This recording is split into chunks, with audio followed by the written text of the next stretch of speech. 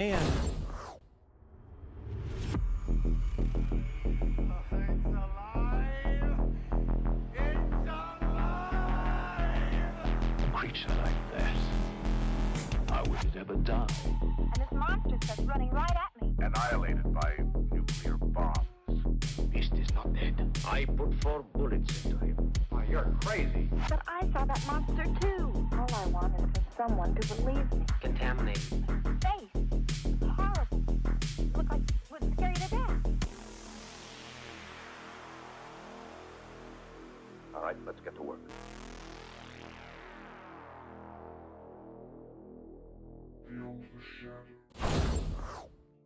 hello, friends. Hello. Welcome in. Uh, it's here. It's time. It is time. Doing just like last week. I've got one last minute thing I'm doing. Always something.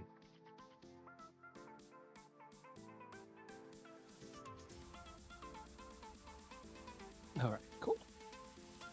I'm gonna leave this running so I can monitor this chat.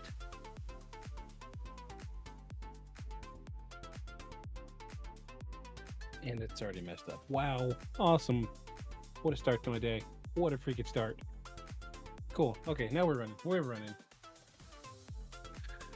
Chat monitoring in progress. Hello, welcome in. In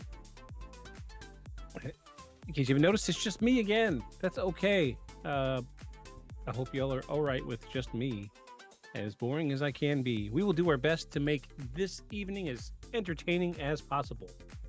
So let's see. Anything new in the news? The Pope. Oh my gosh. All right. So this is season 2, episode 15 of Beyond the Shadows podcast. Welcome in. My name is Victus. I'm your intrepid and paranormal investigator. And wait, do we have an applause? We have an applause. Yes, I am your intrepid paranormal investigator for this evening. Welcome in, and I need to say, first and foremost, yes, you have noticed we are missing Aeon and Paul again this week, and that's okay. They've got personal stuff going on. We may not get them for a couple more weeks, but that's all right. So, we're going to make our best out of what we've got. We're going to learn to cook with what we got going on. So, yes, it is season 2, episode 15. This is our monthly rapid fire episode. So this is kind of what you've come to expect every single month.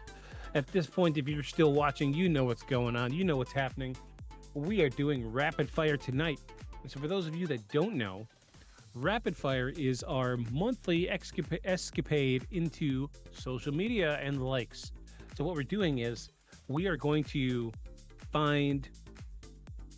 we've got a whole list of videos that we're going to go through. We're sticking mostly to Instagram. So we're what we're doing is we're pulling up videos from Instagram, and generally they all have something to do with the paranormal in one shape or form or another. And tonight we are going to watch these videos and we're going to decide whether or not these are really paranormal things.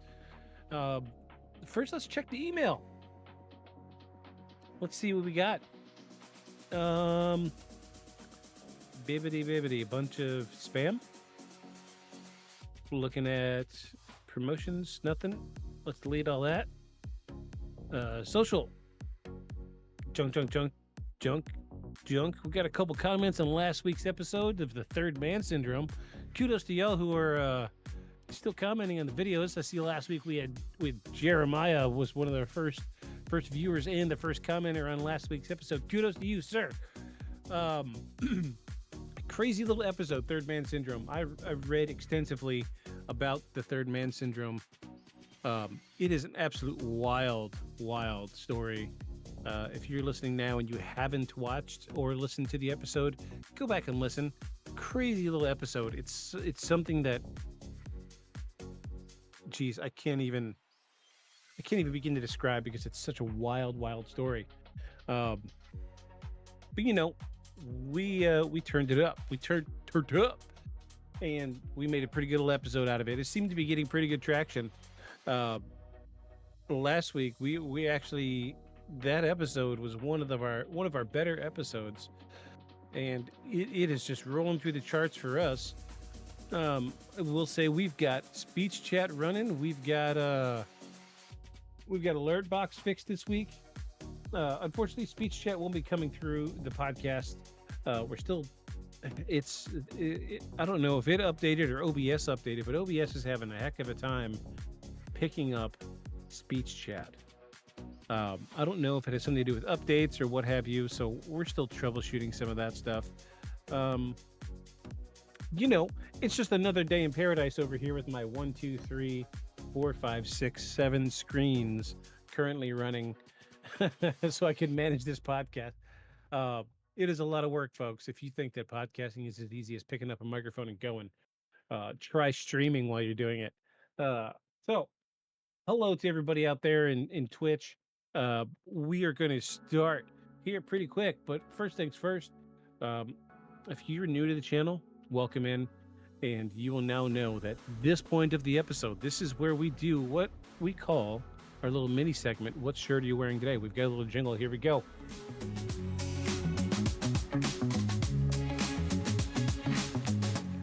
White boy Dan. Hey.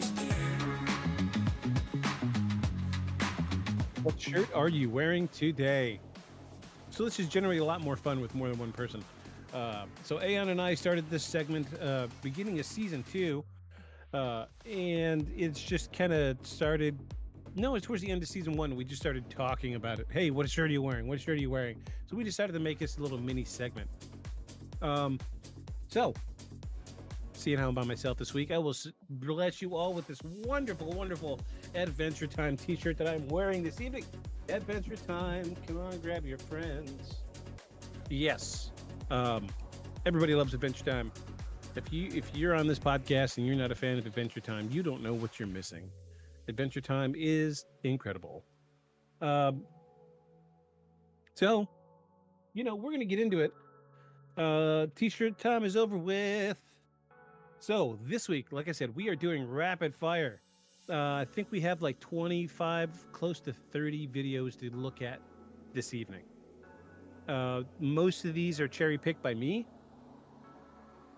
Like I said, Aeon is unavailable this week, so we are dealing with just me pushing out these videos this week, and that's all right.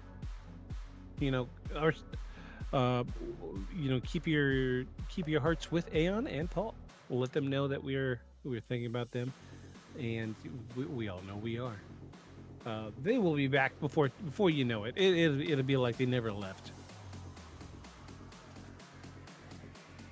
So we've got rapid fire this week. Let's switch over. All right. This scene? I think it's this scene. Yes, it's this scene. We get rapid fire going. All right. So this first video. Oh, geez. Trying to have a couple drinks to get myself going this evening. It is just a slow, kind of day. I'm doing my best to keep my energy up. It's hard when your homie's not here. So, rapid fire. We got lots of stuff tonight. We've got stuff that has to do with time travel. We've got stuff to do with aliens. We've got stuff to do with UFOs.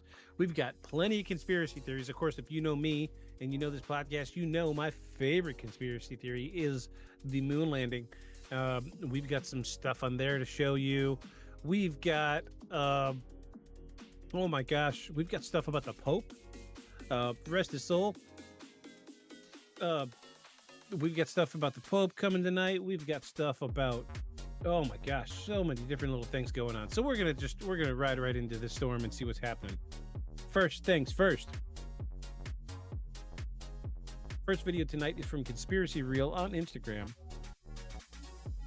and it is talking about destroyed technology.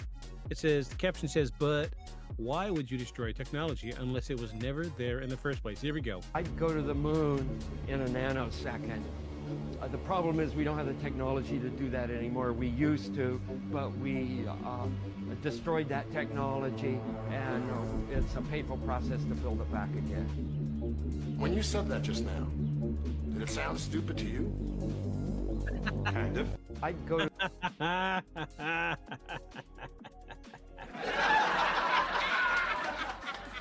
So unfortunately, this is true. So I'm going to give it a ding right out of the gate. This is true. We know that the technology that was used to send humans to the moon, for some reason or another, after the moon landing, after the missions that sent the last people to the moon ended, the technology was quote unquote destroyed.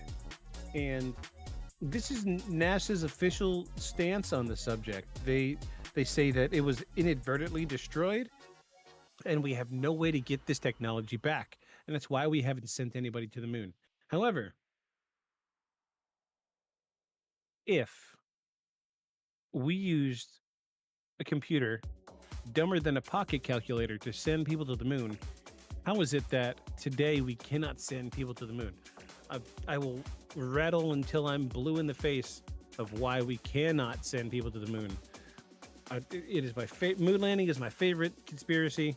I love it. I love it. I love it. And I will talk about it forever. And it's just beyond me why this technology was destroyed. And NASA will confirm it. This was what is this guy's name here? Don Pettit. He was an astronaut, and he literally said the technology that was used to send us to the moon was destroyed. So we know this is real. This is a real one. Unfortunately, it's real, and it breaks my heart because it's such a crazy thing. There's so many weird things about the moon landing that I will just never get on board with. Let's read some of these comments. The first comment, it's my favorite. It's got 18,017 likes. It says, he means they destroyed the Hollywood movie set. Wah, wah, wah. Oh, wait. That?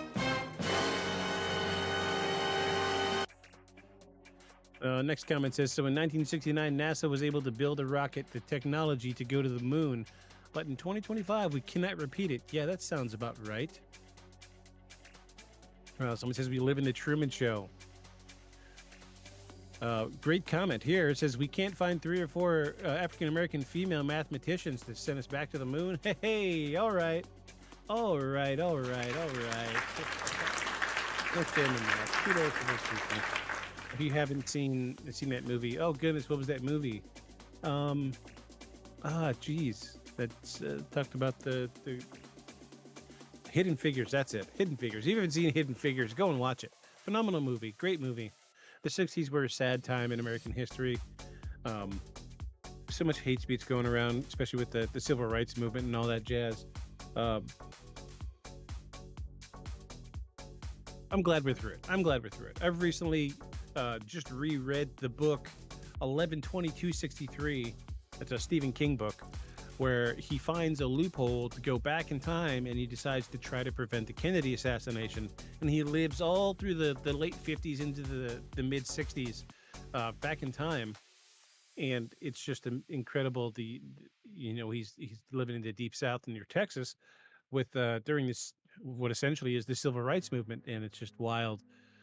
Because we don't even see this kind of stuff anymore. But it's a shame. It really is that this technology is gone. And it's a shame where we were as humans. So let's move on to the next video, shall we? Explain why we're not getting to see these images. Okay, cool video. So here's another. Okay, so this one's obviously mine because it's about the moon landing. It says 55 years later, 1969, Apollo 11 was live on the moon. However, in 2024, Odysseus, the rover that they sent to the moon, was not live. And this lady calls in on a NASA panel to ask why the images that we were receiving today are not live. Check this out. Live, the Apollo 11 landing was broadcast live. Why now Don't we have the technology to see all of this live? And we're getting a picture on the TV. Got a good picture, huh? He's on the moon. And the second man is 1969 right there. Armstrong, they're getting ready to move the TV camera now out to the panorama position. Okay, as far as distance goes, Neil, and we'll line you up again when you finish the panorama. Tell me if you got a picture, Houston. I got a beautiful picture now. Yeah. Issues with file transfers. We did have a number of communications glitches.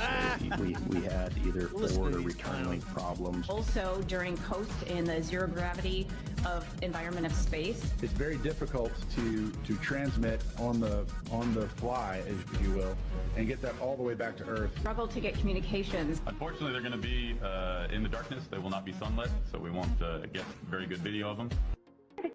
Huh. Interesting. Interesting. It's just, this is another thing. This is the moon landing stuff. We're back on the moon landing stuff, and I'm sorry we keep talking about moon landing. It's my favorite. We're going to talk about it when it's but just me here. So in 1969, we sent people to the moon. We sent astronauts to the moon. Here, I'm showing you right now, this is the live, quote unquote, live footage from the moon from 1969. All right? And he's communicating live with NASA, whether or not his video's coming through. And they're saying today, we do not have the technology to send live video from the surface of the moon back to Earth. Back when the greatest piece of technology on that Apollo mission was like the equivalent of a pocket calculator. And we can't do it. We can't do it today. I'm sorry. I'm going to say it's real because no one's here to argue with me about it. Can't argue with me if you're not here, friends. So, we're going to move forward with that. That's real. We didn't go there. That's why they were able to send live feed to the moon. And they thought the American people were just stupid. We are not stupid. We see the signs. We will not be fed lies. You like how this guy right here goes to read his reason for why we can't see a live footage on the moon from something pre-written in front of him instead of waxing, speaking off the top of his head. Let's read some of these comments.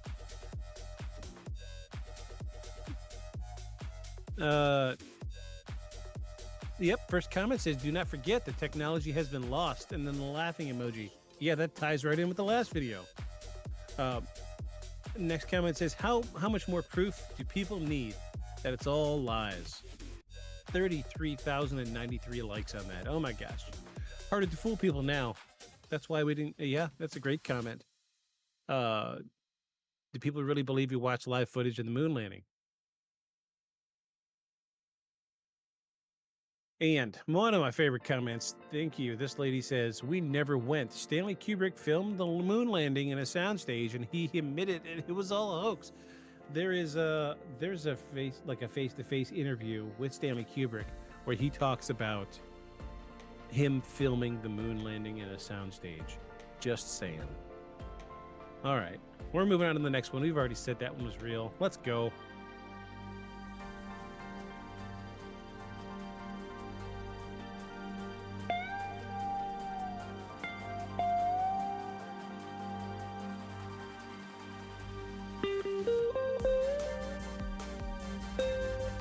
Well, I guess we don't need audio for this. So this is UFO_secret_files on Instagram.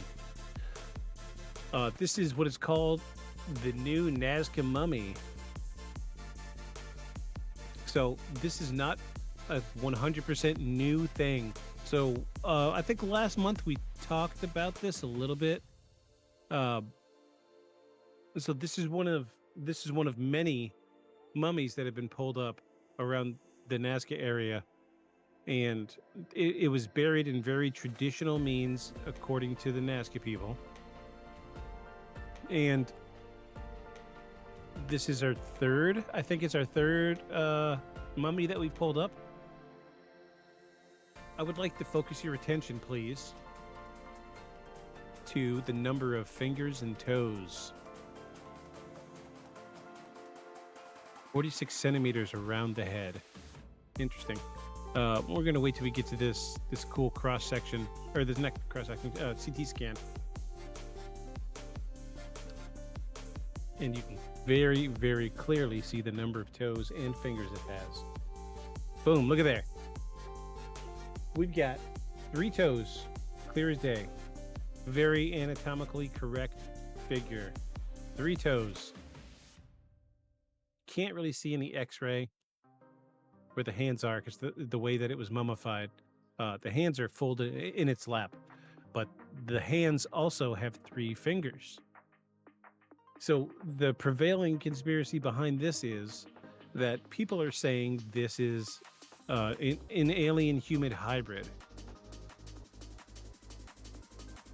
Yeah, 3 fingers and 3 toes, and that's why it comes back to seed theory that we are not we're not native to this planet, that we were placed here by some greater intelligence and used as like a breeding program to try to create some type of greater intelligence.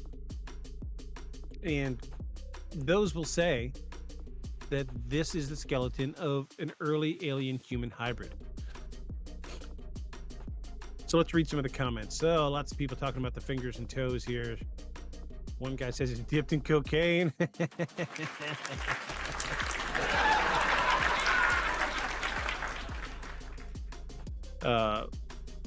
Carbon 14 study says it's 1400 to 1700 years old. How did they get several here, and why? Let's see what the reply is to that.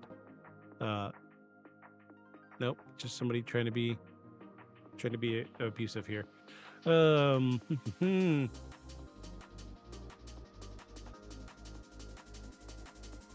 This is a mummy. This mummy is the origins of humanity is an incomplete story. This mummy is part of it.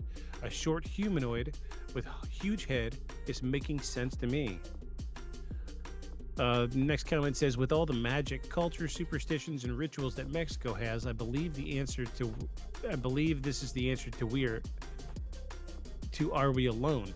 And other scientific answers, superstition, logic, and non-logic are all are in Mexico, or at least the most clear.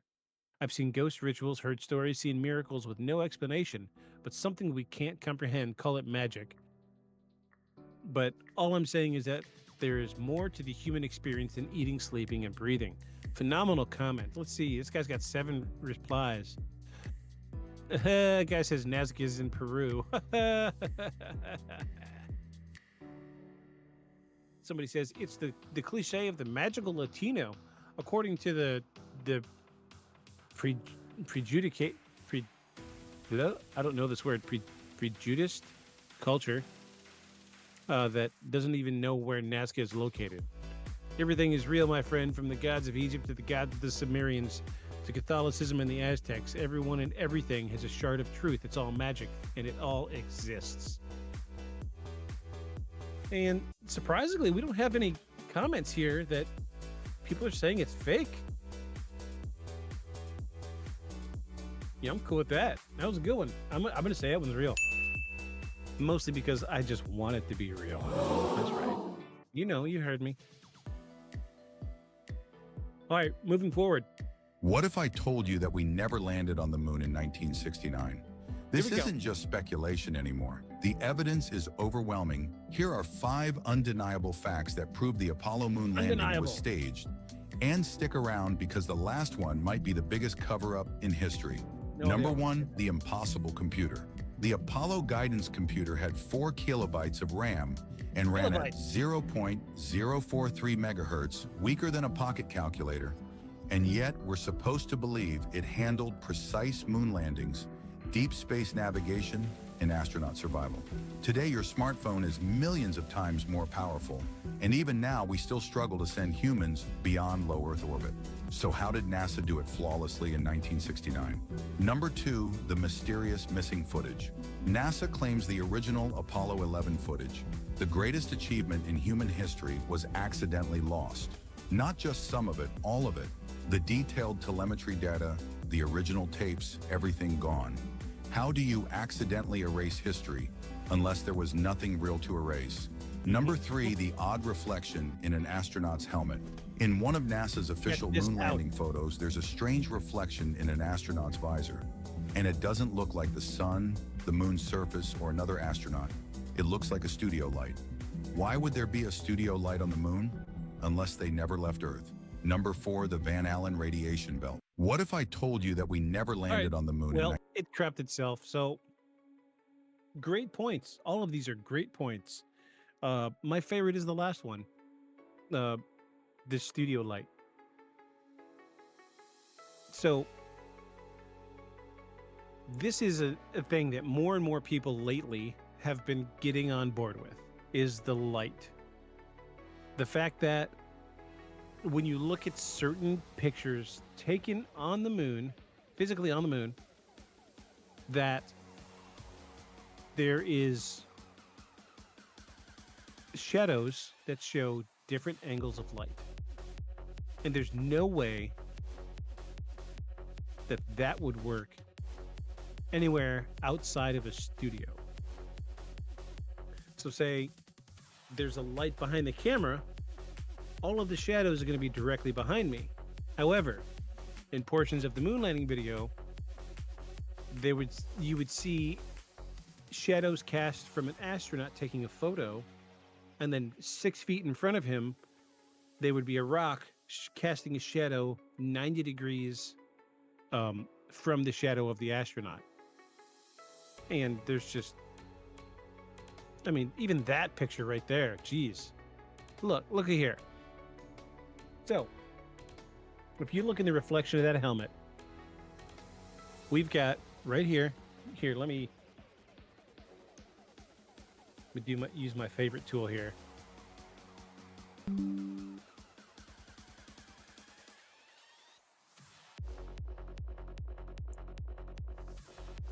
Whoa.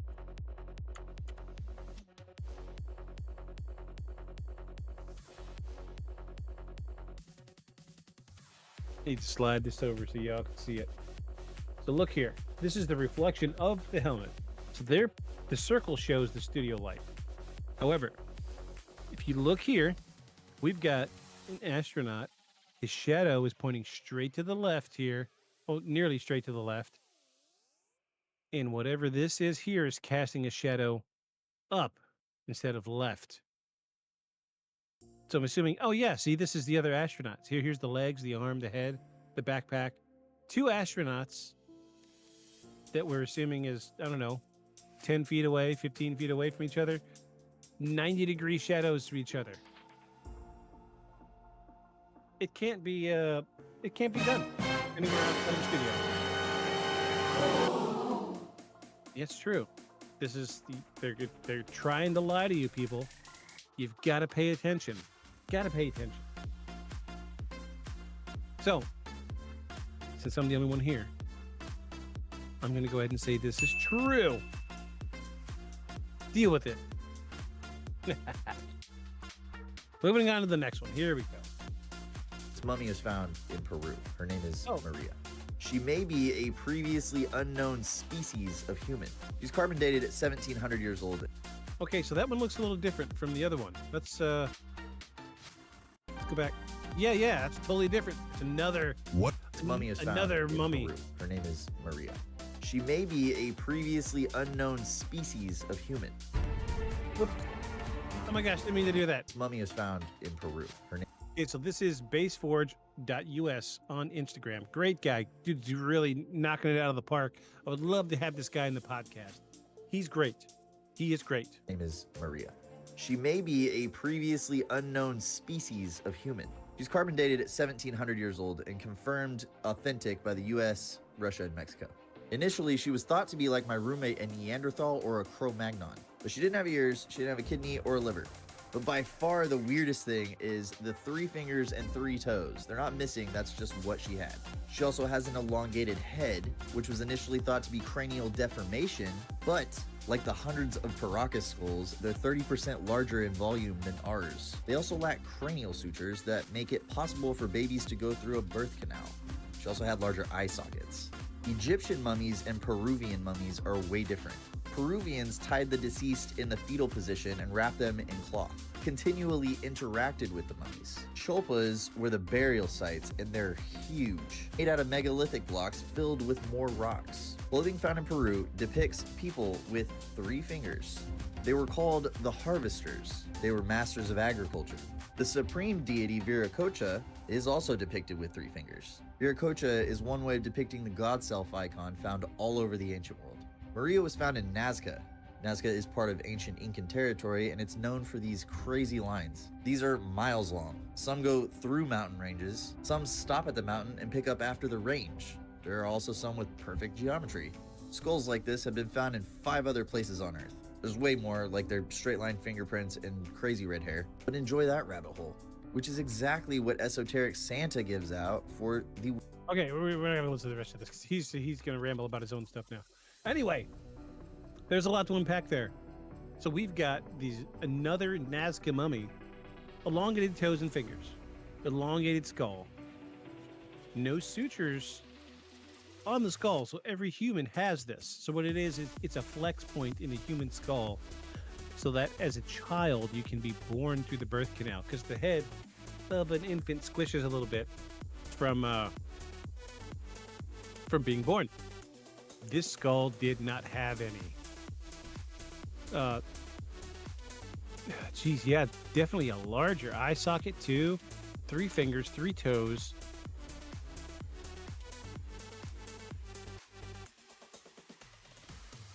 That's interesting. I wonder, let's go back. I want to see the scan of this one's head to see if it has the sutures in the skull. See, I'm not seeing any. Not right there. Also, no ears. Interesting. Oh, but look. Okay. So that one has the sutures on the skull. Very interesting.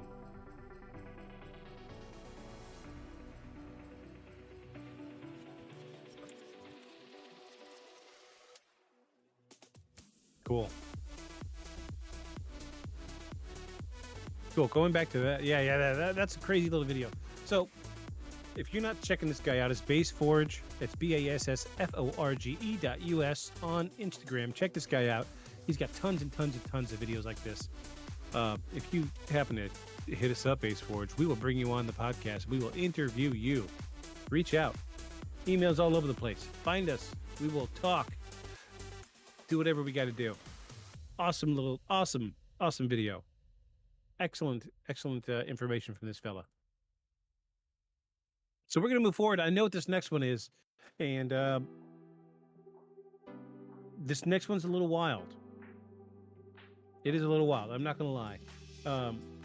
Those of you that may or may not have a weak stomach, I would recommend maybe not watching this next one, because it is something else. Yeah, I'm not going to play the audio because it's heavily copyrighted. It's the audio from The Walking Dead, and it is wild. Yeah, exactly. It is something else. But I'm going to go use the bathroom right quick. Let you think about what's coming up next. So, hold what you got, folks. We're going to go take a little quick break. I'll be right back.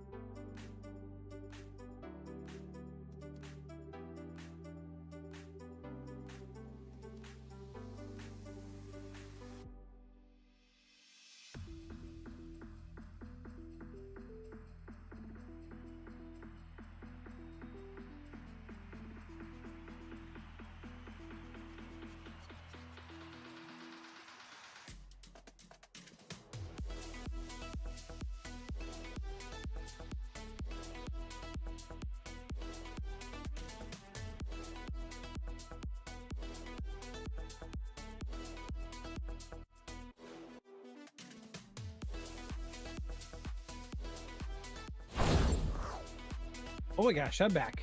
Hello, hello. All right, same two people watching, probably just me and my buddy Nightbot. So get ready for this one. This is something else. Something else. Look at this raccoon.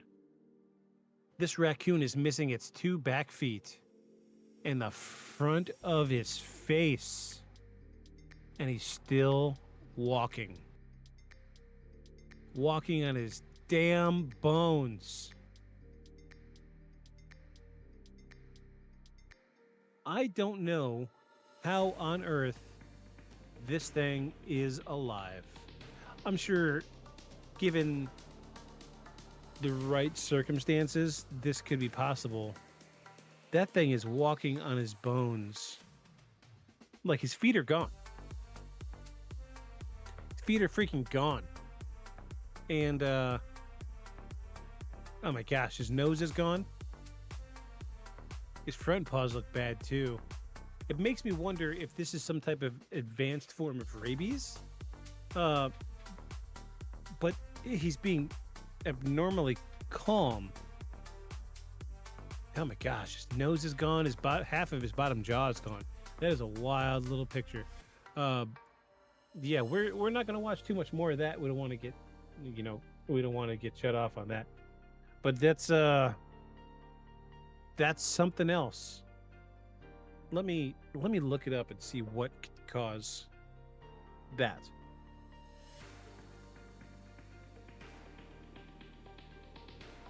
What could cause a raccoon to stay alive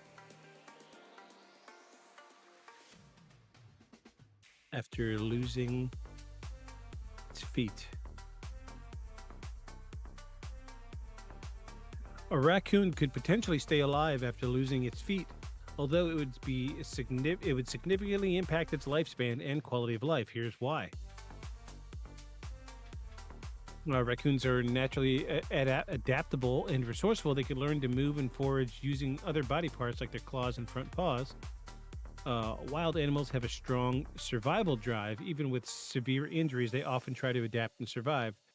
While losing their feet would make it difficult to climb, dig, or grasp, it might not immediately threaten their ability to eat, drink, or find shelter. In rare cases, the raccoon with lost feet might receive assistance from wildlife rehabilitators who could ask blah, blah, blah. Yeah.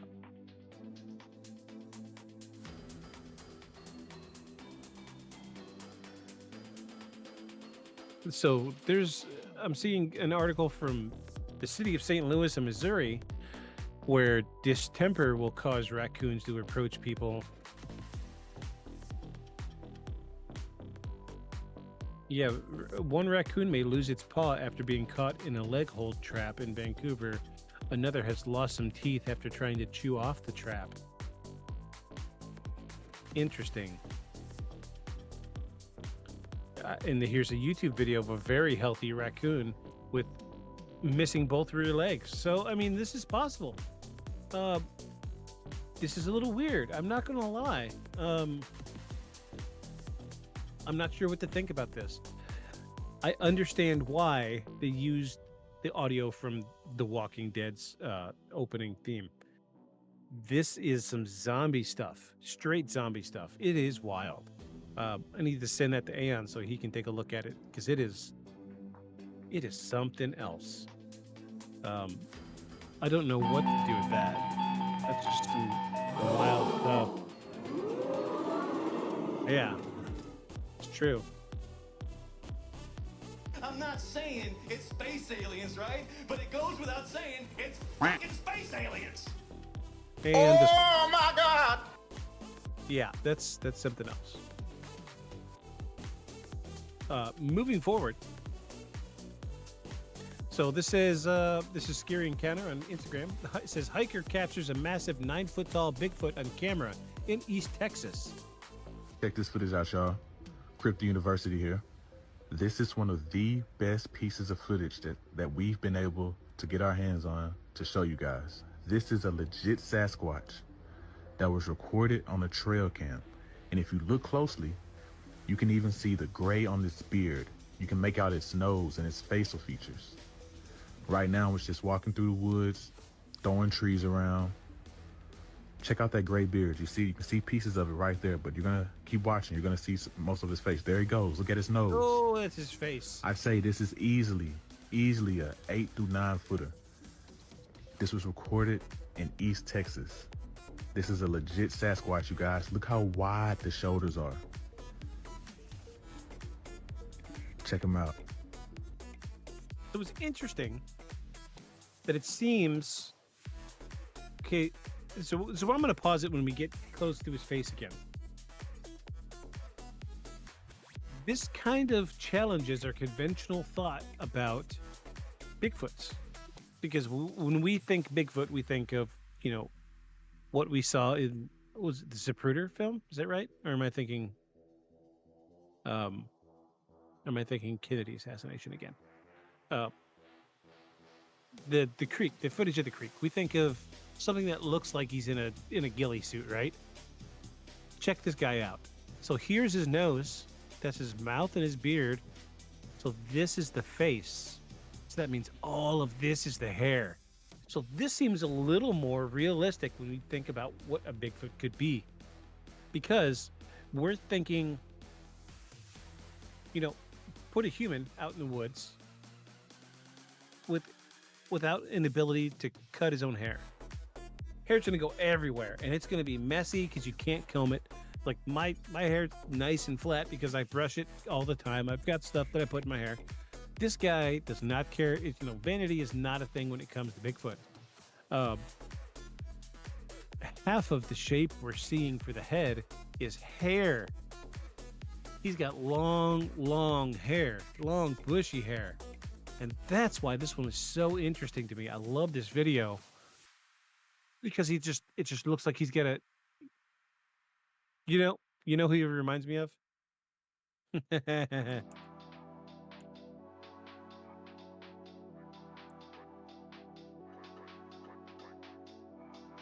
George Clinton. It reminds me of George Clinton. Let me find a picture before he cut his dreads off.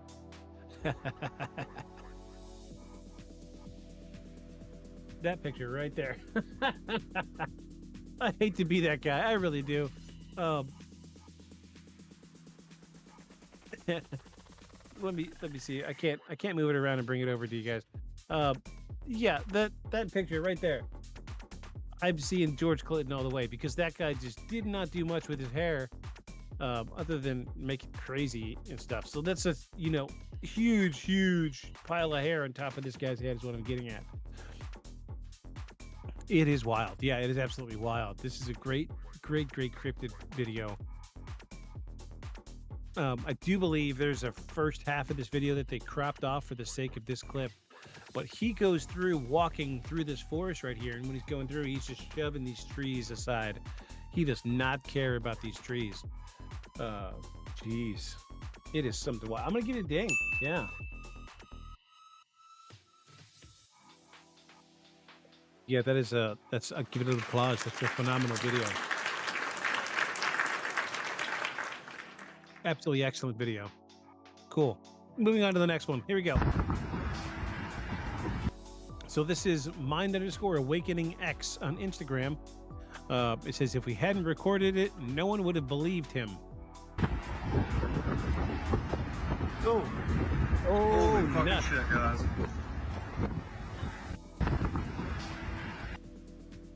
See if I can pause it.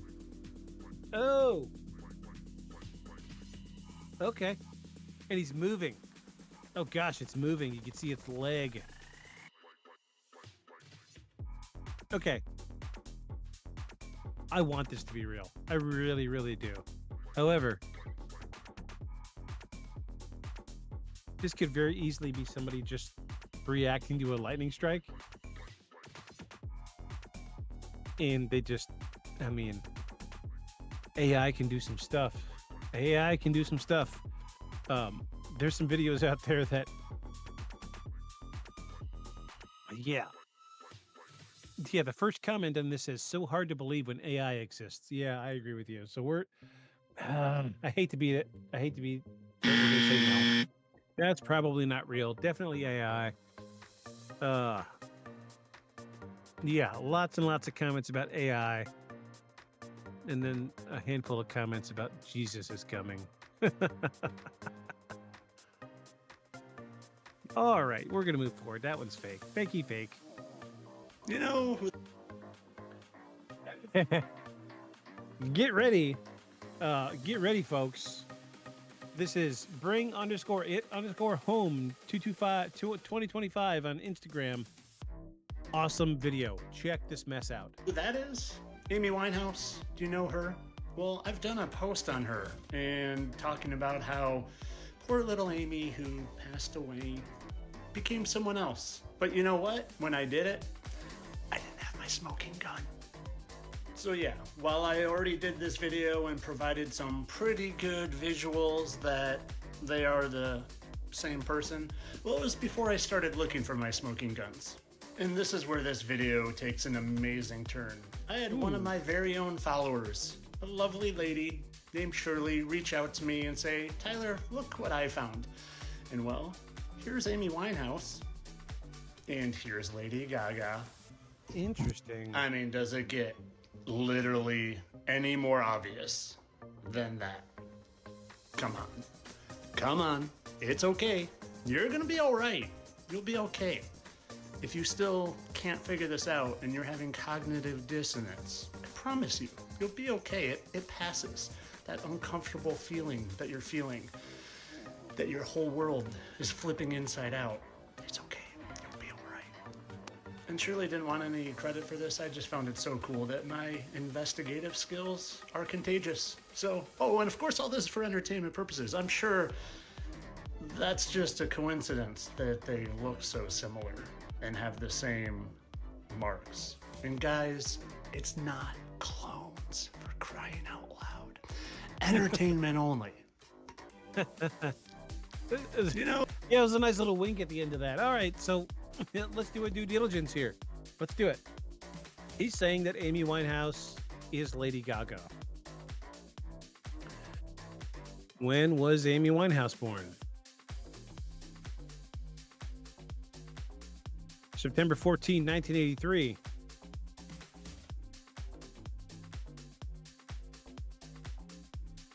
When was Lady Gaga born? March 28, 1986.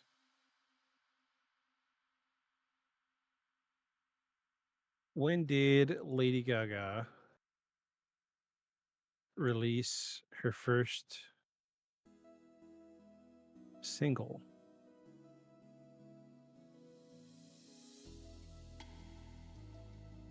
Her first single, Just Dance, was released in 2008, June 17. June 17, 2008. When did Amy Winehouse die?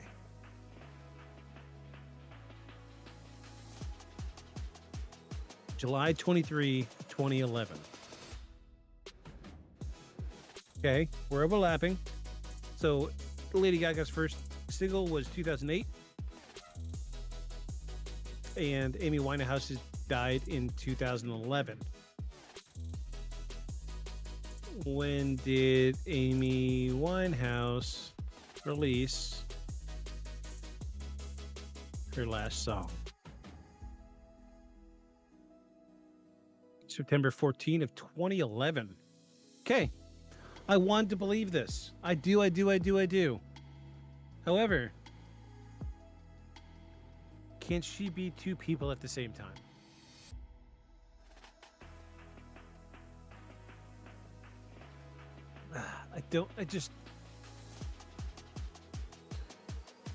There are similarities, sure. But how can she release a single in 2011 when Lady Gaga released her first single in 2008?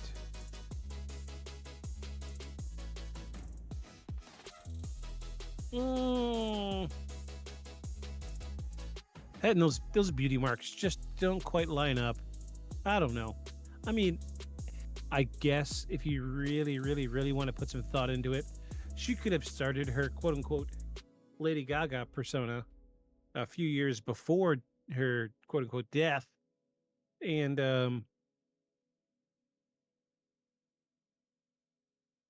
they don't sound the same. It's close. Yeah, the first comment says, "Keep Amy's name out your fucking mouth." Yeah. I'm sorry. I don't think that's right. You're so I've got a friend of mine in Michigan, and we pretty much grew up together. And we discovered that in middle school, we have the same triangle of freckles on our left shoulder in the same place. So, little old boring me compared to two famous people having, similar matching marks. I don't see that being so far-fetched. Not at all. So I hate to say it, but it's not real. Sorry, friend. Sorry. It's just, it's not real. It's not real, buddy. Moving forward.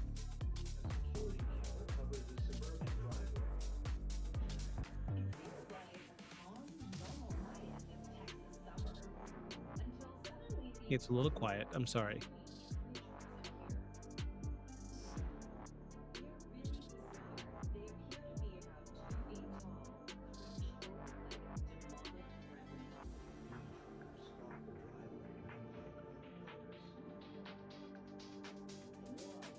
Okay, we don't really need to hear their audio. What a strange video. Those are definitely bipedal. However, I do know that at nighttime,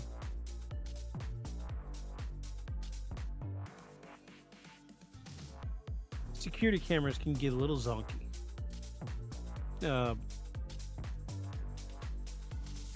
And then one of them shoots something bright into the sky. Hold on, let's turn the audio back on. They appear to be about 2 feet tall, crouched over like demonic gremlins. The intruders stalked the driveway with an unknown purpose. The more I watch this, the creepier it gets. What are these highly unusual creatures, and where did they come from? And then, one of them shoots something. Oh. What?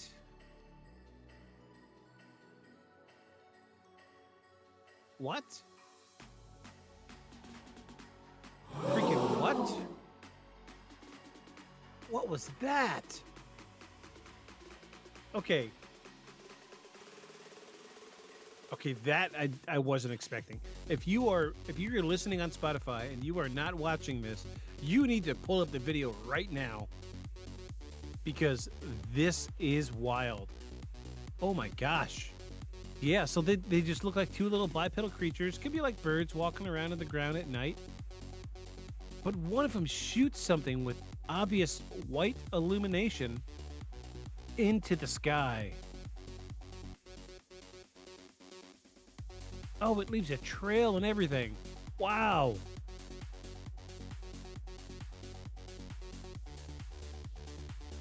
What? What is that?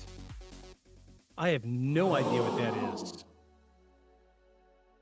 No idea what that is. Absolutely no idea. Yeah, that's something else. I don't even know what that is. Wow. Absolutely wow. Let's look at some comments. Guy says, this isn't scary. It's kind of adorable. Okay, so one of these comments is, ask any older Latin person and they will tell you. Okay, so I've got a fella at work I can ask. So going back to season 1, we talked about La Llorona. Very popular episode. We have talked about La Llorona at length at work. And when I told him, I was like, hey, I do a podcast and we talk about, paranormal stuff. And I brought up, he's like, what do you mean paranormal? I was like, just weird stuff. I was like, UFOs, aliens. I was like, ghosts. He's like, what do you mean ghosts? And I said, stuff like La Llorona. He goes, oh, you don't say her name. I said, what? He said, no, you don't say her name. And he told me that back in Mexico, La Llorona was the story that was passed around from people, that if you went out by yourself drinking and you got really drunk, that La Llorona would be there to grab you and she would drown you in the ditches in Mexico. And he's like, to this day, I don't go outside at night after I've been drinking. And he said, I drink at home. I don't go anywhere. And it's just, that I'm elated that somebody outside of the podcast brought up something that we talked about in the podcast. Yeah. Duendes. There we go. That's the word we're looking for. Let's look up, see what duendes is. I've heard of this before.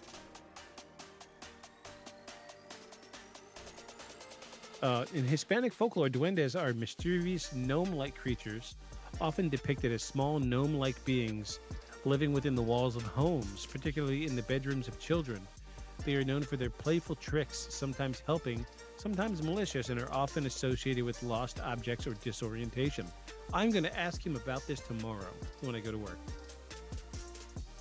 Because he's the only Hispanic guy I know. So, I mean, I'm going to ask him. I got to know. Duendes. I got to set a reminder for that. You know what? I'm going to do that right now. Set a reminder for tomorrow at 8 a.m. Ask about duendes. Ask about duendes. There we go.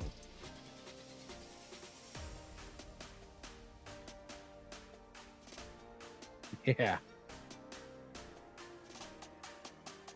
Yeah, that's happening. We got to find out about it. We're going to talk about it next week. I will let you know. Yeah, that's great. Awesome. Awesome. Yeah. Give it a ding, folks. Give it a freaking ding.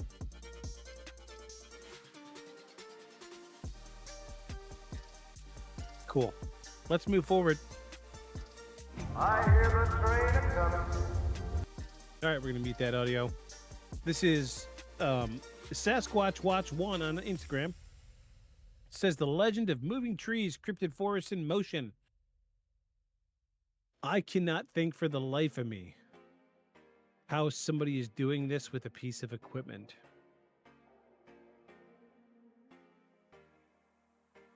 And it stays so upright.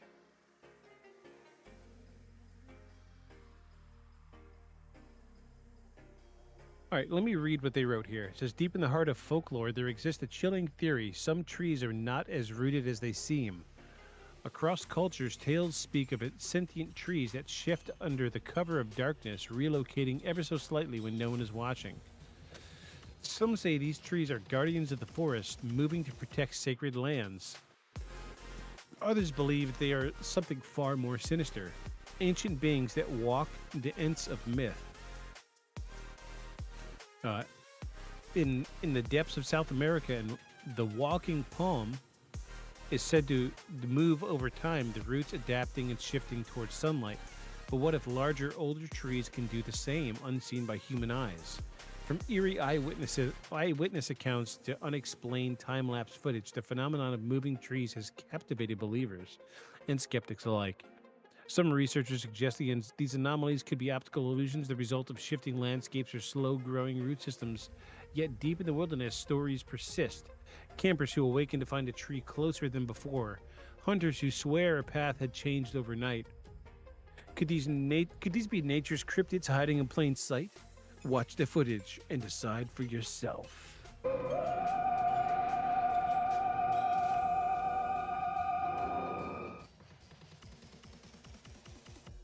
So yeah, I want to say this is real. I need to see the bottom of the tree. I really do. I am going to say it looks like a person is holding on to the tree.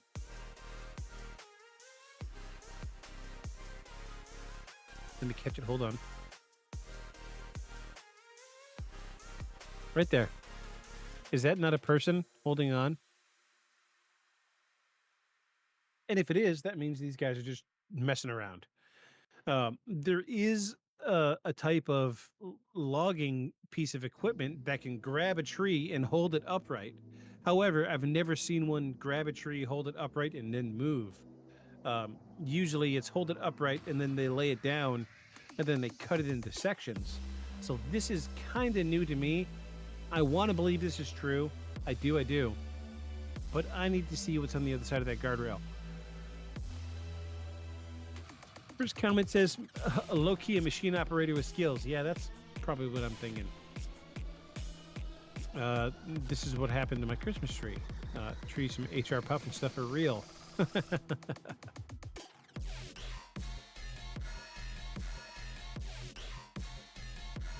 There's a bunch of comments in Spanish. That's interesting. And then a bunch of comments that just post the GIF of group. So, yeah, I'm going to give it a no. Because I need to see the whole thing.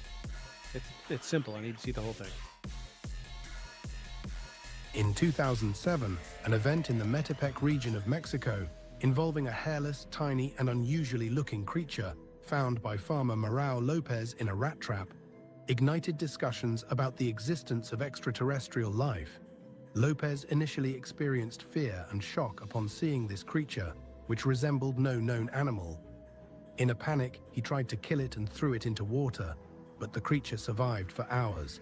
This incident gained worldwide attention when photos of the creature were released to the media. Scientists developed various theories about the creature's identity and initiated investigations. The findings revealed that the creature had a reptilian-like skeletal structure, rootless teeth, the ability to survive underwater for extended periods, thin skin, large eyes and ears relative to its body, human-like joint structure, an extremely large brain, and DNA different from Earth's creatures. Additionally, its skin's ability to dry quickly after getting wet and its resistance to decomposition were notable. The DNA test results raised the possibility of the creature being extraterrestrial, as it showed no similarity to any living being on Earth. However, scientists stated that further testing was necessary, and it was too early to draw definitive conclusions. The event reignited discussions about the existence of extraterrestrial life and led to various theories. In 2000... Okay, that's very small. I'm going to look up... I want to see what a rat skull looks like.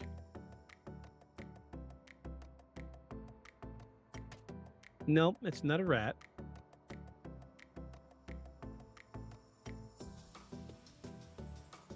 Let's see, a small lizard skull.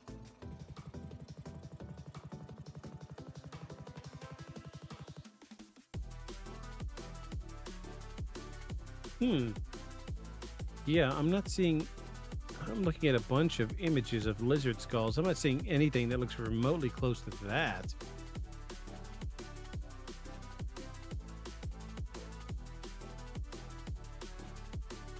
Yeah, geez, I don't know.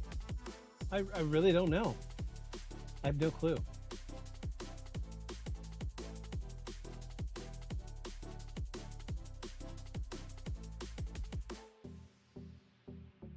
Well, yeah, I don't have a clue. That it almost looks like a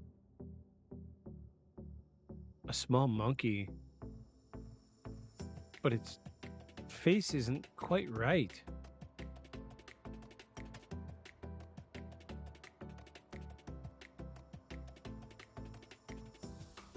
I don't know.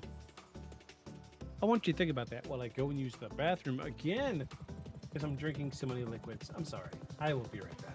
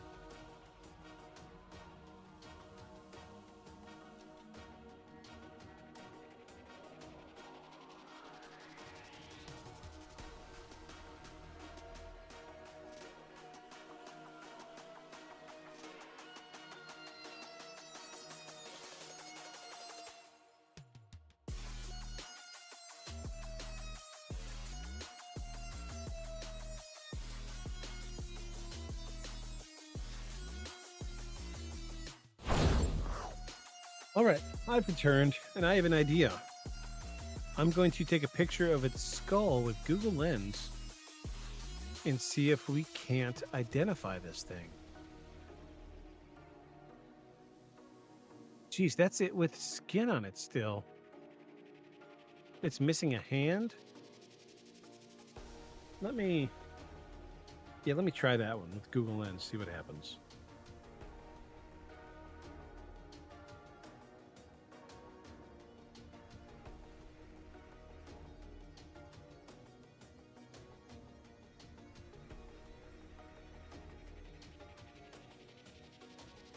We're getting some hits.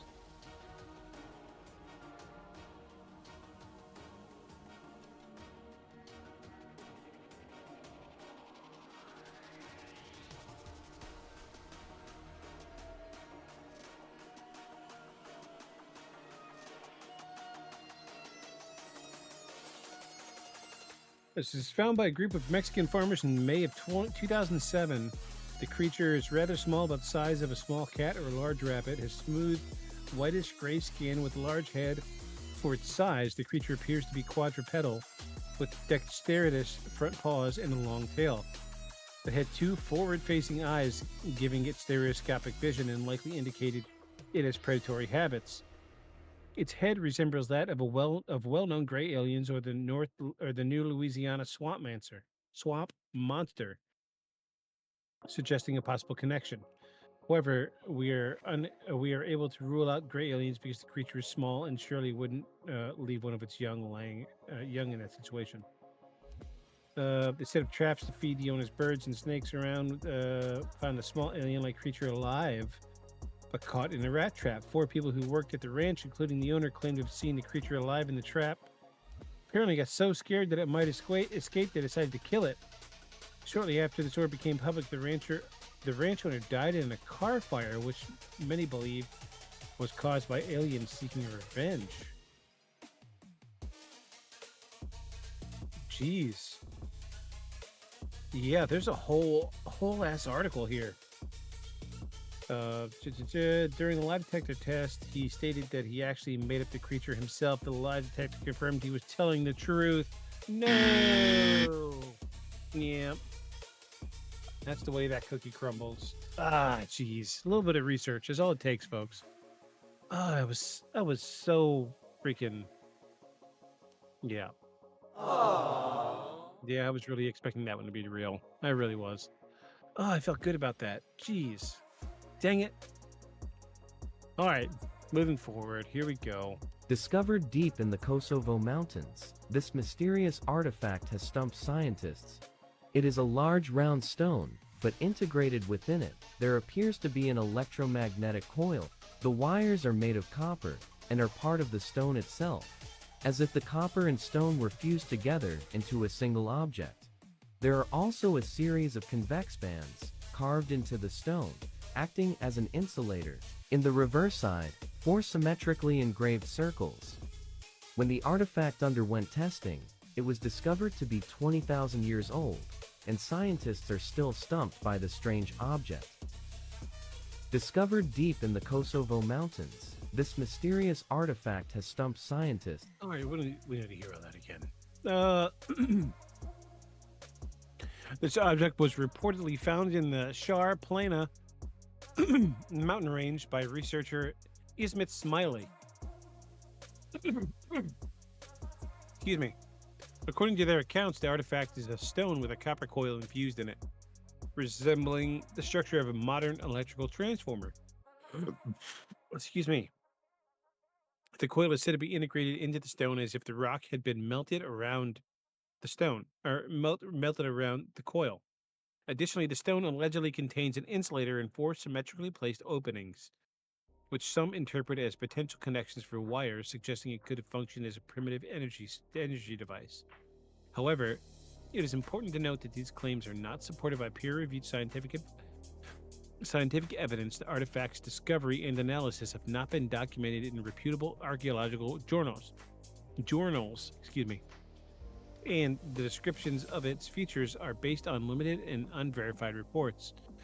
Without rigorous scientific examination and validation, the authenticity and interpretation of this object remains speculative. In summary, while the story of the 20,000-year-old transformer-like artifact in Kosovo is intriguing, it lacks scientific backing required to be considered credible discovery in the field of archaeology. I agree. So we're going to see more of this later. I can't for the life of me think how somebody would get something like this inside solid stone. I don't know enough about how rocks are formed, especially smooth ones like this one.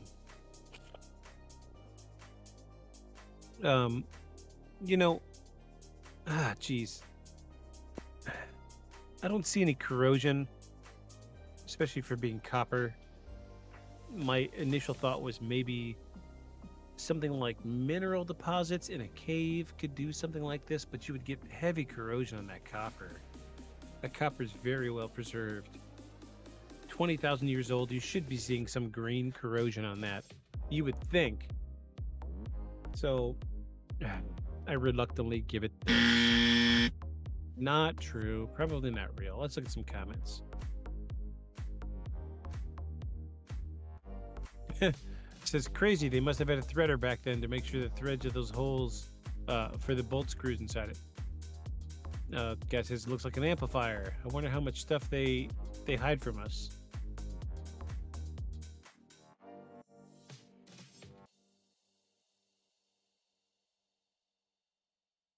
Yeah, somebody says just a bunch of barnacles. Yeah, I don't think it's copper. I really don't. Because if it was copper and that old, we would have corrosion. Copper corrodes really quickly.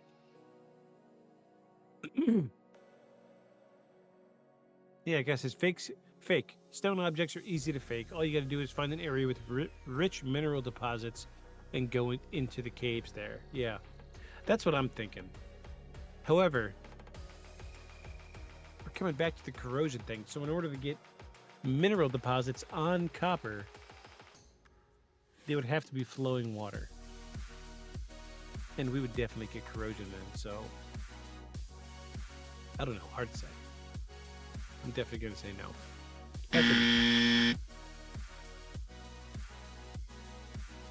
Next. All right. We're into current events, folks. So now, we're talking about the recent Katy Perry space walk thing. So there's been a ton of videos about this.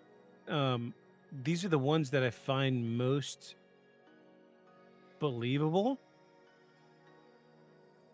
So this is just the first of like 2 or 3 that we have.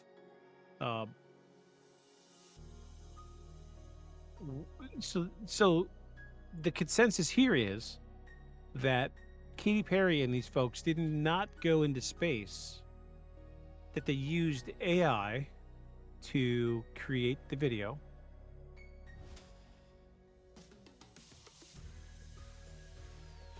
And if you look, geez, just look at the video. Oh my God, that is so bad. It says when slowed down and zoomed in, you can easily see glitches and abnormalities with the eyes, hands, and moving parts generated by AI.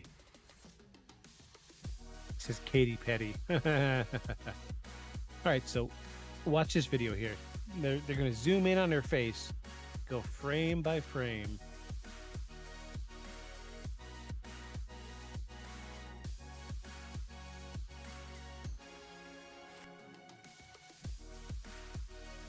Yeah, the head's turning and the eyes just aren't doing the right thing.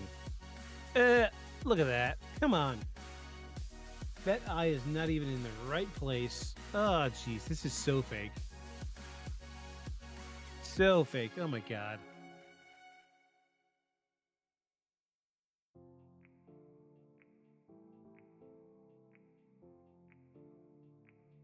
Yeah. So this is obviously not really Katy Perry in space. Yeah, that is so bad. That is so bad.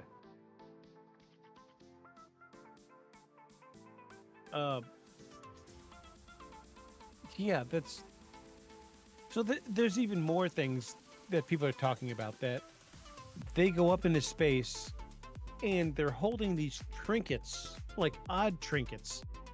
You know, I'm gonna bring this tab over to the right side.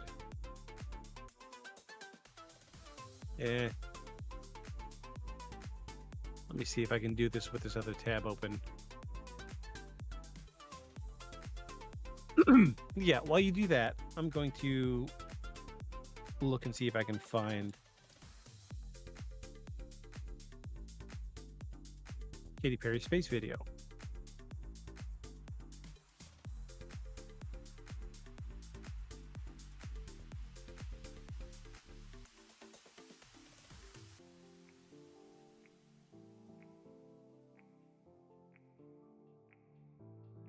All right, let me bring this over here.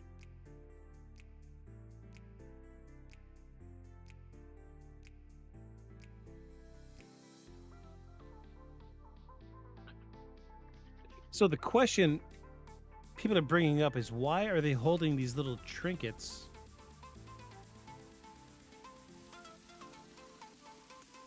Like the odd things, like why are they holding little like plushes? Why are they holding little like flowers?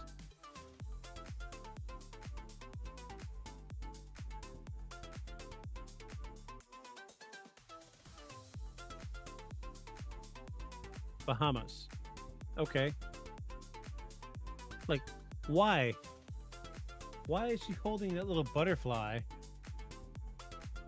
with writing on it? Yeah. Yeah, that doesn't make sense. I would want something personal, right?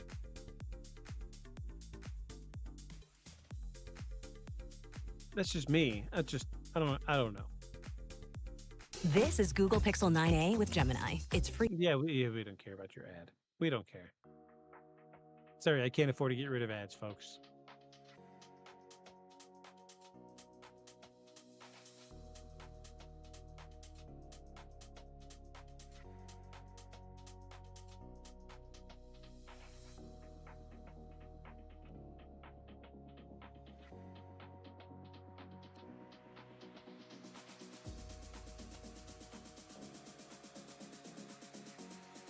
It's interesting that all of these links have the same video.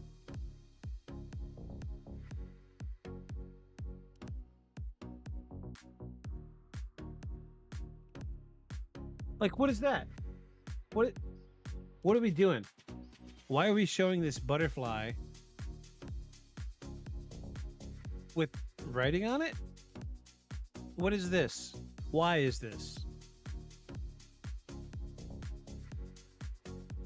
Oh, okay. So that was the video there.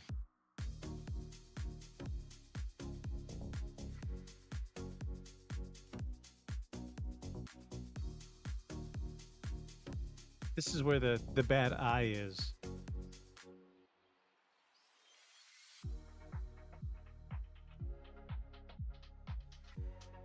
I don't know. I don't feel good about it. Let's just say that. I don't feel good about it. I don't feel like this is right.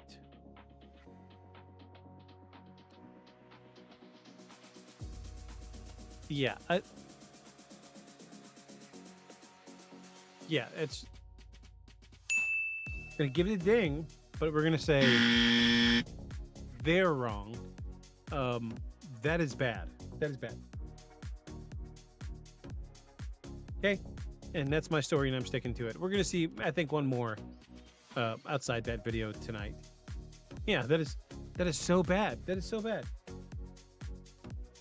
What if I told you there is a place in Corelia where trees only grow to a certain point, and then they literally start twisting and bending and growing back down or out, as if an invisible force is pushing on them? Oh, it gets weirder. In this area, it's called Mount Vadavara. The locals literally call it Death Mountain because there's practically no animals, no birds, and the water is uninhabited. I'm not done yet. The ancient Sami people were said to have worshipped it as a sacred site because it holds some sort of powerful energy. There are boulders balanced on tiny rocks, which all the scientists say were left behind when the glaciers melted. Come on. They say all of this was done when the glaciers melted. I don't think a glacier carved a perfect sphere. That's just my opinion. These are called sides, and the Sami people say they represent nature or earth spirits.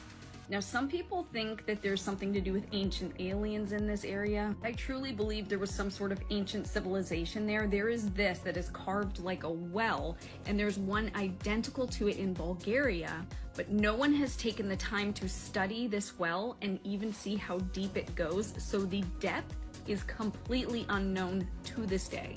There are these 13 steps that they call the ladder to the sky, and guess what? Scientists also say these 13 steps were carved by the glacier. What if I told you there is...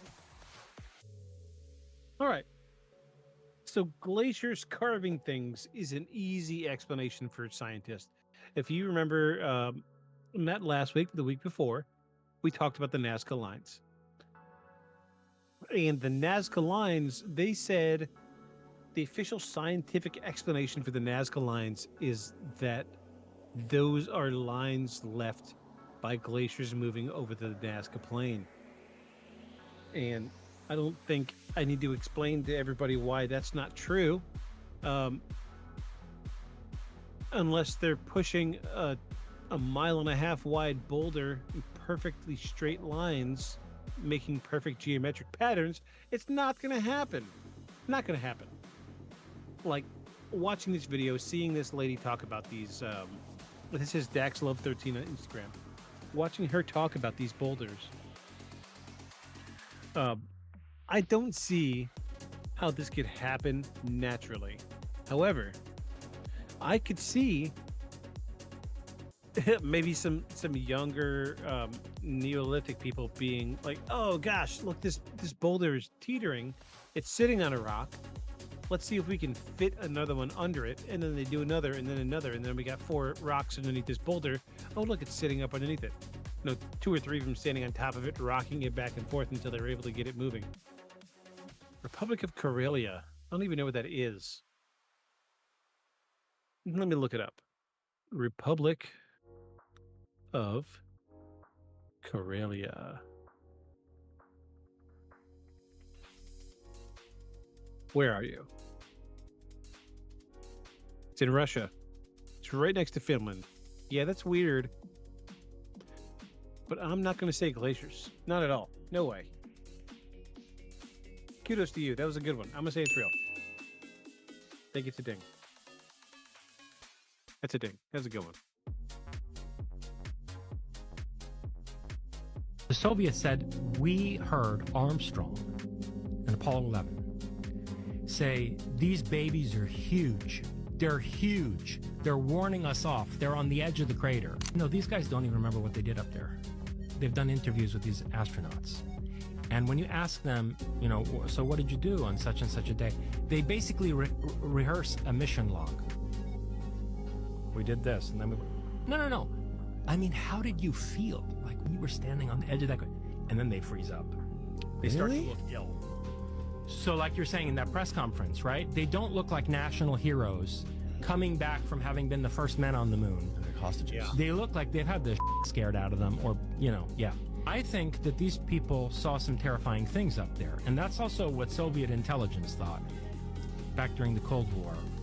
And the Soviets said, we were listening to the medical channel during Apollo. They had a channel that they would use to report back like medical emergencies, things they didn't want the public to hear. A separate channel from the one that was being broadcast across television. And, you know, unsurprisingly, the KGB had found access. They weren't supposed even to have our access. even our ham radio operators were listening to this in America. Some ham radio operators said that they were able to pick up on this too.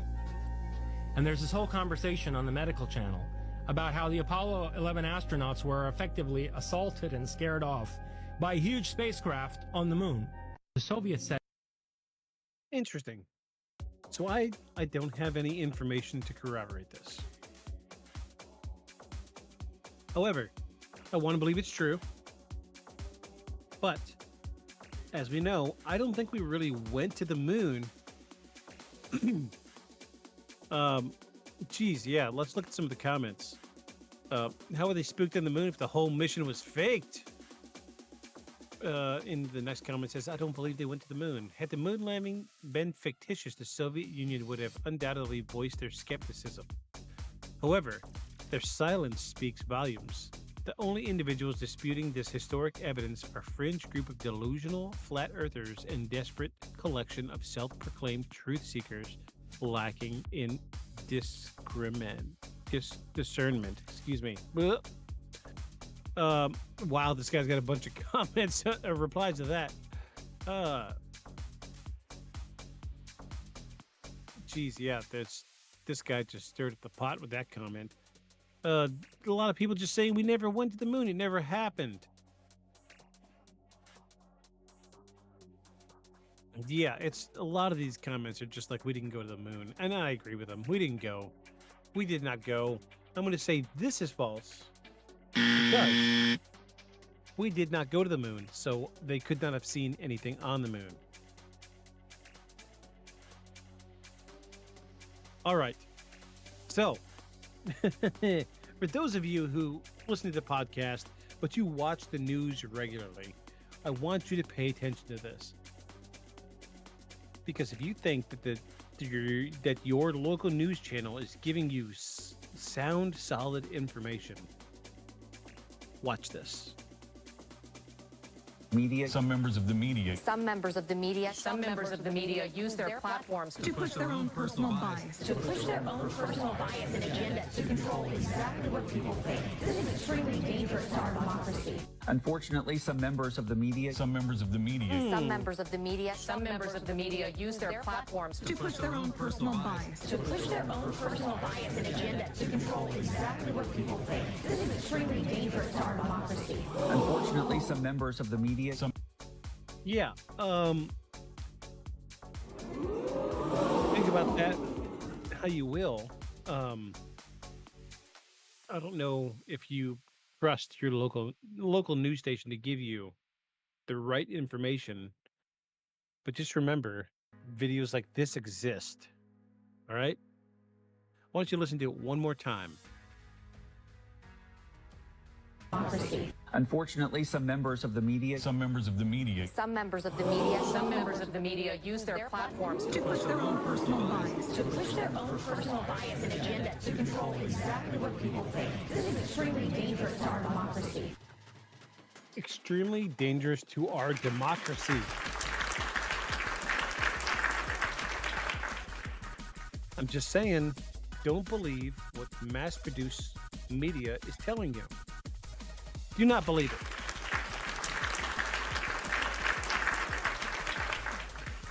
Do not believe it.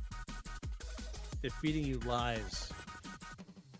Operation Mockingbird. That's a comment in. Let's look up what Operation Mockingbird is.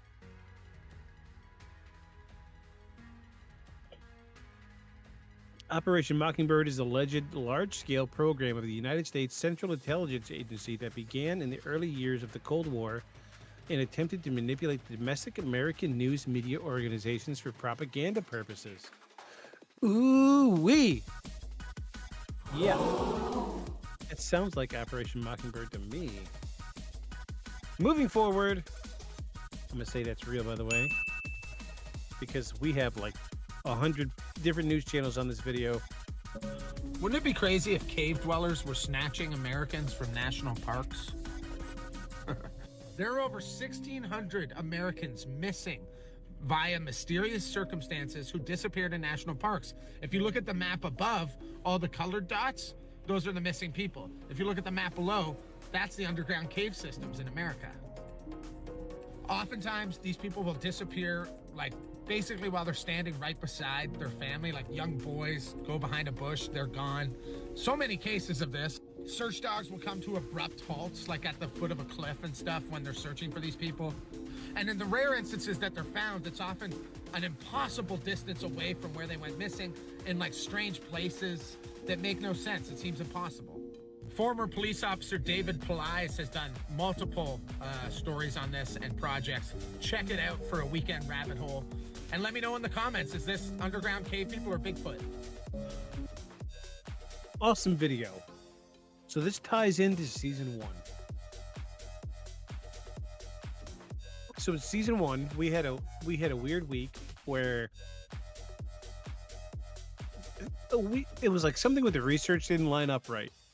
So what we ended up doing was we read stories from a guy who collected horror stories from the National Park Service. And he talked about this. He talked about people, a family of 3, 2 adults and a child would be hiking down a trail. And then they see their child, turn around, walk 15 steps, turn around, the child is gone. All right? And immediately they stop, they backtrack, they try to find this child. They can't find him. One adult stays there. One adult goes back, finds a park ranger. They bring out search dogs. They can't find this child. They can't find him. Can't find him. Can't find him. And they find the child miles and miles and miles away. And I believe in this specific story, the dogs tracked his scent to a sheer cliff. And when they finally went up to the sheer cliff, it was like 1.5 miles straight up. They found the child up there alive. And he talked about how they were walking along and a man with a face like a bear led them off the trail and carried them away. And it's just, this is a thing. And, you know, I have relatives that work for a national state park, and I've tried to get people to talk about this. Nobody will talk about this because it is considered a taboo subject and they won't talk about it. I've tried. This is very real. Give it a ding because it is so real. It is earth-shaking and nobody is seeing the signs. Nobody. And I don't want to sound like a crazy person here, I'm not saying it's space aliens, right? But it goes without saying it's fucking space aliens. All right, it's not space aliens, but this comes down to just paranormal things in general. If you don't know the episode we're talking about, go back to season 1. We called it the Scramble episode. I'm going to look it up right now, live while we're recording. I'm going to find it, and I'm going to tell you all about it.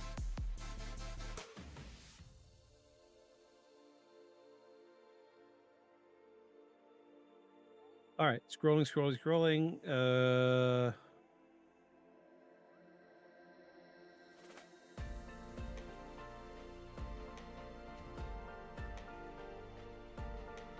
All right, I'm down to season 1.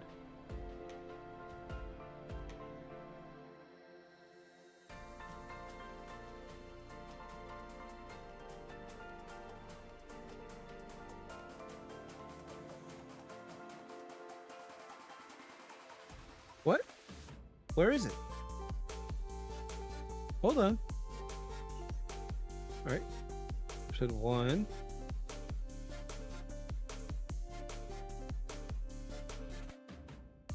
Here we go.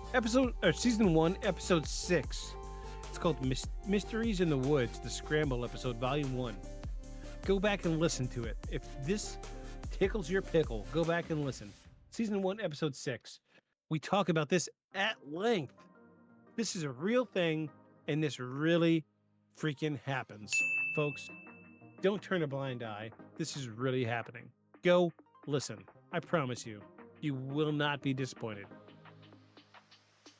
But this episode, we got to move forward. Here we go. Questions you're not allowed to ask.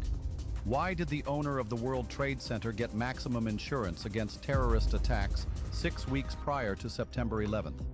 Why did the owner have breakfast in the towers every morning except for September 11th? The day before September 11th, Rumsfeld gave a press conference where he talked about trillions of dollars missing. Our financial systems are decades old. According to some estimates, we cannot track $2.3 trillion in transactions. Why was CNN already there before the attacks with a camera crew ready to film?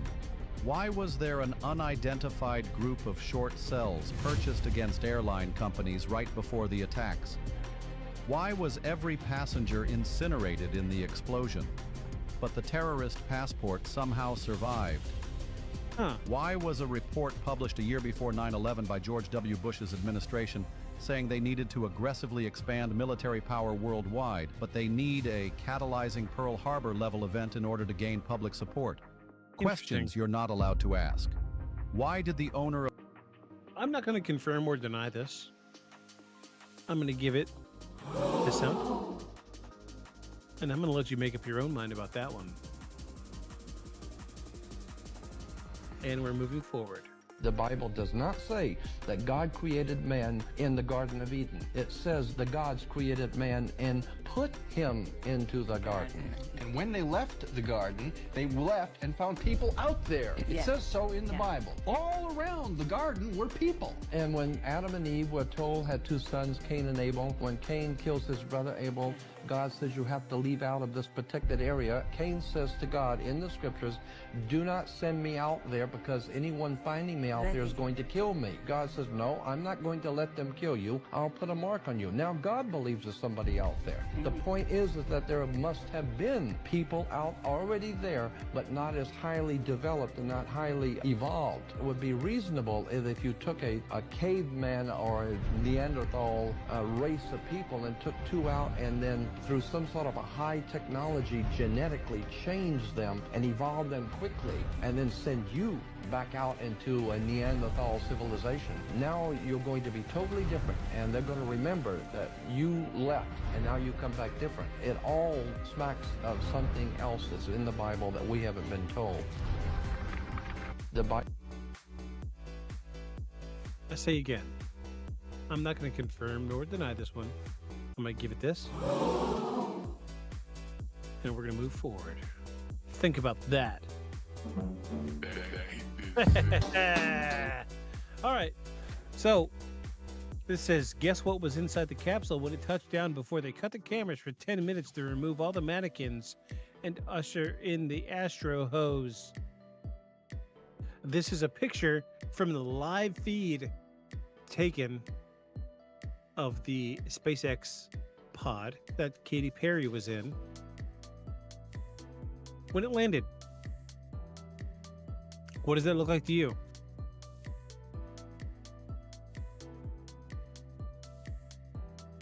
Make up your own mind, people.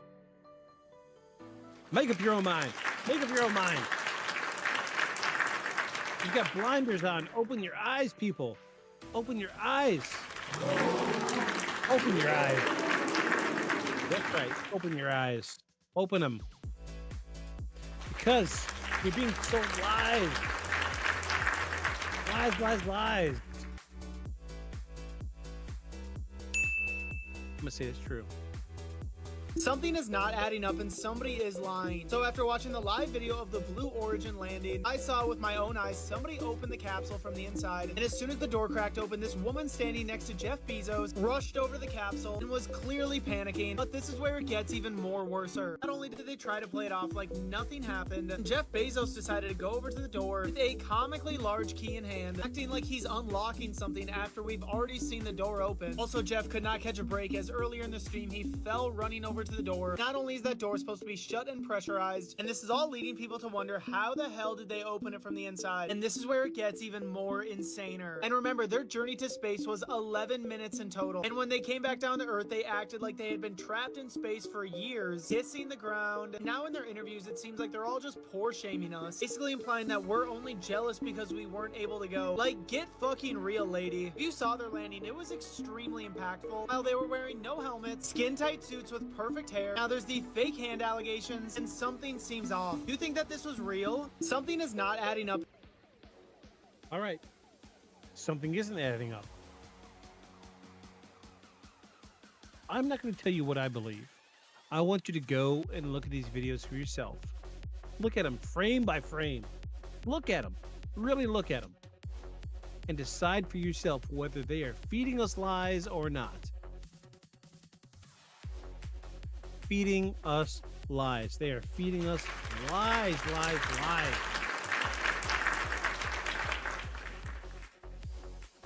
So I want to break this down for you. So the SpaceX pod landed, and the door was opened live from the inside, from a quote-unquote pressurized cabin, and Jeff Bezos does the giant key thing. Yeah, it's like, how stupid do you think we are? Come on, folks.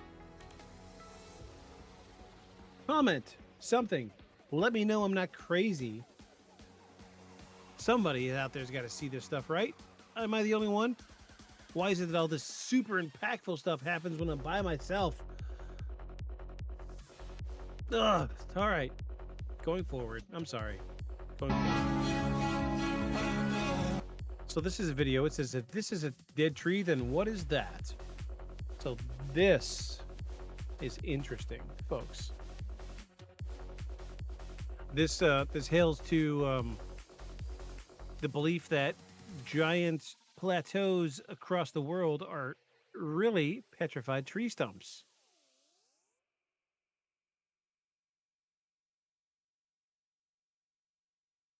And this is something we're going to get into at a later episode. Probably next week, we're going to talk about the mud. What is it? The mud cataclysm. Geez, I can't think right now.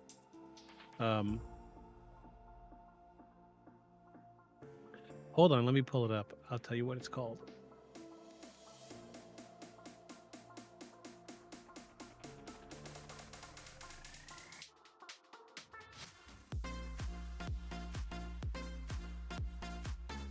The mud flood. There we go. That's what we're looking for. The mud flood. We're going to talk about that probably next week if we don't have anybody else here. But just think about that. Here we go. This is cool. So can someone explain to me how an image of an unmistakable dinosaurs on a Hindu temple built in the 12th century when dinosaurs went extinct 66 million years ago? Just saying. I'm just saying. So if you're not watching this video and just listening to audio, you need to pull up the video and look and see what's really going on here. Moving forward. So this is a scene from the 1993 movie Dazed and Confused, where if you slow down the clip, you see a continent next to Australia that doesn't exist today at any of our maps. It's really weird. It really is. It's really weird. We're zipping through them now. On a landline in 1969. Hold on. Let's break hold down. On. We're gonna drop back. How did President Nixon call the moon on a landline in 1969? Let's break down exactly how NASA says it worked. NASA's official explanation. NASA says Nixon's call to the Apollo 11 astronauts was a standard telephone call, but it was relayed through an advanced communication system. Here's how it supposedly worked. Nixon used a regular landline at the White House. The call was routed through NASA's Mission Control in Houston. Houston then transmitted Nixon's voice to the Goldstone Deep Space Communications Complex in California, which had an 85-foot radio antenna. The signal was beamed 239,000 miles to the moon, where the lunar module's VHF radio picked it up. Armstrong and Aldrin responded, and their voices were sent back to Earth the same way. Sounds simple, right? But here's why it shouldn't have worked. The problems with the moon phone call 1. The missing signal delay. The moon is 239,000 miles away, and radio signals take 1.3 seconds one way, meaning Nixon's call should have had at least a 2.6 second delay in responses.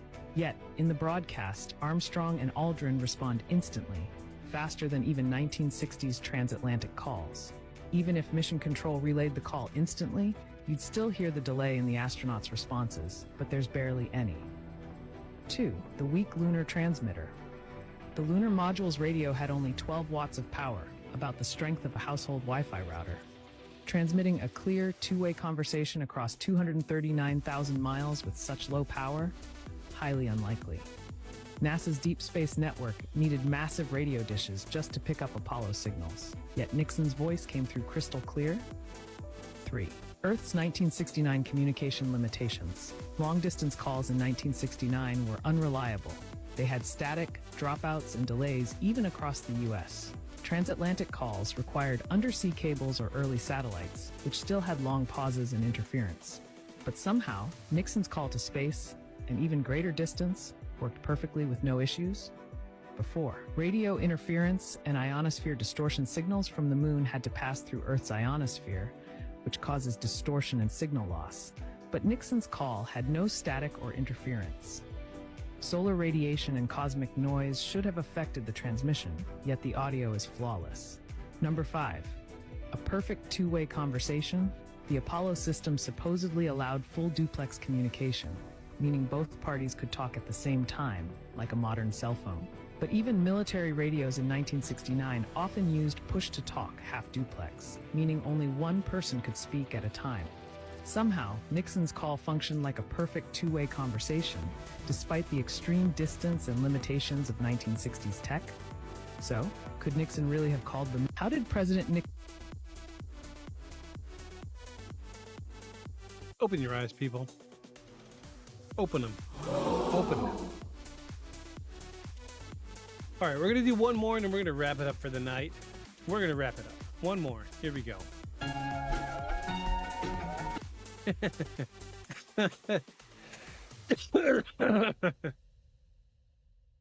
Go on. On a scale of 1 to 10, how big of a conspiracy theorist are you? Watch this video. Tell me what you think. And while that runs, we're going to wrap it up. Okay, so, folks, we've come to this point in human civilization where we need to learn to make up our minds for ourselves. That if you aren't seeing what's in front of you, you're being lied to. That you should learn to decide what is the truth and what is the lie. And this episode is chock full of lies being told to the American public. Just go down that rabbit hole. Don't be afraid to question what is truth and what is fact and what is a lie being told to you. And just know that if you follow these rabbit holes deep enough, you will know the truth. But the truth is secretly hiding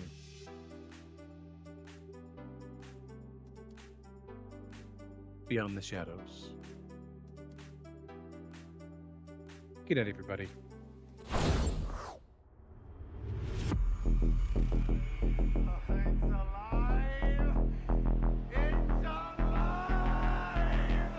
Creature like that, how would it ever die? And this monster starts running right at me. Annihilated by nuclear bombs. Beast is not dead. I put 4 bullets into him. Oh, you're crazy. But I saw that monster too. All I want is for someone to believe me. Contaminated. Face. Horrible. Looked like it would scare you to death. All right, let's get to work.